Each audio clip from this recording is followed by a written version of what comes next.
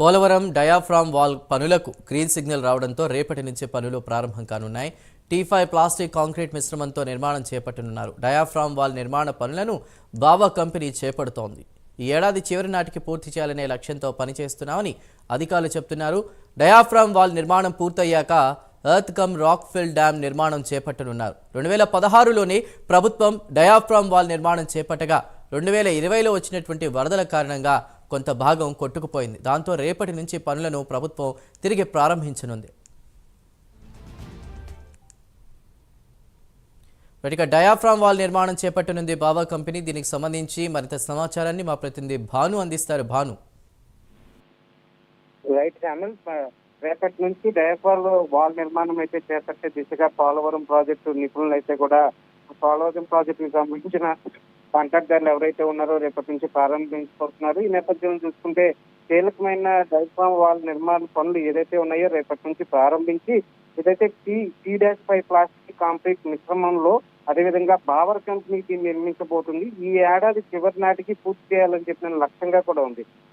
అంటే సుమారు 4 రోజుల క్రితం ఏదైతే రాష్ట్ర ముఖ్యమంత్రి చంద్రబాబు నాయుడు వచ్చి ఏదైతే పోలవరం ప్రాజెక్టుని పూర్తి చేస్తాను, పలానా డేటు పూర్తి చేస్తానని కూడా ఆయన చెప్పడంతో కూడా పోలవరం ప్రాజెక్టు పనులు వేగవంతం పుంజుకున్నాయని చెప్పొచ్చు. ఈ నేపథ్యం చూసుకుంటే 2016లోనే డయాఫ్రామ్ వాల్ నిర్మాణం చేపట్టారు. కానీ 2020 తర్వాత వరదలకు కొంత భాగం కొట్టుకుపోవడం వల్ల కూడా అప్పుడు వచ్చిన 2020లో వచ్చిన హెవీ ఫ్లడ్ అంటే అప్లాండ్ నుంచి అంటే మహారాష్ట్ర తెలంగాణ నుంచి వచ్చిన ఫ్లో వాటర్ అదంతా కూడా దీన్ని కొట్టుకుపోతే అంటే ఇన్నర్ భూమిలో ఉండే భాగంగా కాబట్టి ఇదంతా కూడా కొట్టుకుపోవడం చాలా మటుకి డ్యామేజ్ అయిందని చెప్తుంది. రీసెంట్ గా వచ్చిన ఎవరైతే అంతర్జాతీయ నిపుణులు ఉన్నారో వాళ్ళు కూడా